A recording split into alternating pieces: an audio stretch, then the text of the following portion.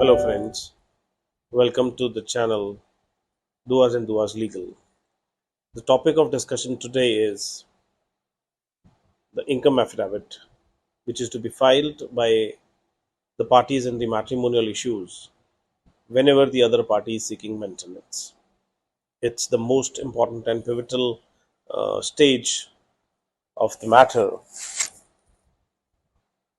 The direction this all arises is when the direction is issued by the Honorable Supreme Court in judgment titled as Rajneesh versus Naya, whereby all the trial courts, including family courts, have been directed to seek income affidavit of both the parties whenever there is a matrimonial issue and either of the party is seeking maintenance or monetary relief.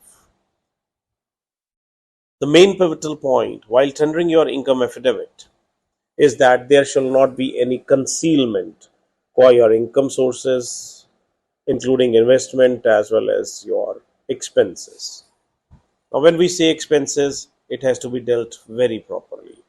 The income affidavit has been devised out on Chidambaram policy, which is known as the policy devised out by the then uh, finance minister, Mr. P. Chidambaram, who focused on the expenses part of the person filing his income return rather than focusing on the income declared by that person, which leads to the exposure of the concealment made by the said person while tendering his income tax return. In the similar manner, the courts devised out this income affidavit with a view to focus on the expenses part rather than the income disclosed by the person in the affidavit, because in the expenses one has to show his normal expenses, miscellaneous expenses, general expenses, including his contributions, which may be voluntary or involuntary, and he cannot escape from the expenses part, though he can always conceal his income, but he cannot conceal his expenses. The person is bound to give his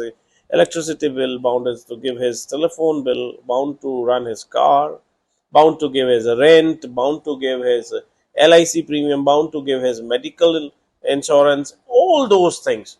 So when you club that amount, you reach to a hefty amount which you spend in a month or in a year, which gives an iota to the court as to what is your income, because you are spending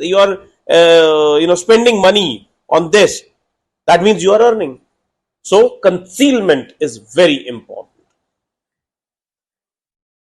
Now, if we focus on to the other part, now as the direction for filing the income affidavit comes, the spouses must immediately concentrate onto the declaration of the income as well as expenses, as the crucial mistake which normally persons do is that they declare their income less, but they have to declare their expenses also, and when they declare their expenses and which is not in proportion to the income, which leads to the suspicion into the eyes of the court, and the honorable court gets inclined to pass an order against the person tendering false or misleading affidavit, which colors the mind of the honorable court, and the courts have the power to pass appropriate orders to award maintenance.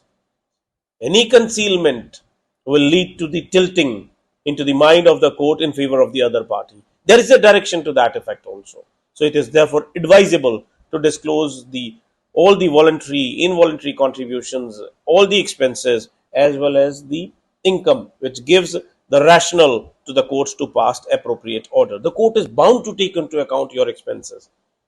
You are supposed to pay your policies, income tax, you are supposed to pay your taxes, you are supposed to pay your rent, you are supposed to pay all the voluntary and involuntary contributions, you are supposed to pay to so many persons. You are legally bound to do that, so you cannot avoid that, and the courts are bound to take that into account.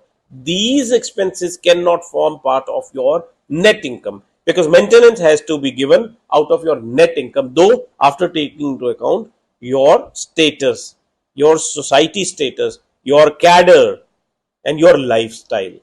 The other party is also supposed to maintain the similar lifestyle.